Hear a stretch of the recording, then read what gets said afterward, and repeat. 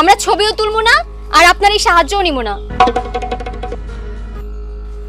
Chairman সাহেব, আপনি একজন জনপ্রতিনিধি, আর এই জনপ্রতিনিধি হিসেবে সরকার আপনার দায়িত্ব দিচ্ছে।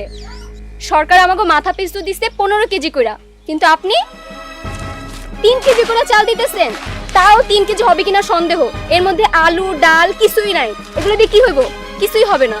এইসব সাহায্য পাওয়ার থেকে না খা মইরা যাওয়া অনেক ভালো। থাক, মাইয়া বেশি পটর পটর করে, এগো এর উচিত শিক্ষা দিতে হইব। তোর আমি আজকে উচিত শিক্ষা দিব।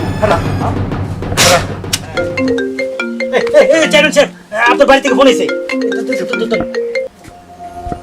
হ্যাঁ হ্যাঁ পোলা, হ্যাঁ মানিকের এই এই চল বাড়িতে চল।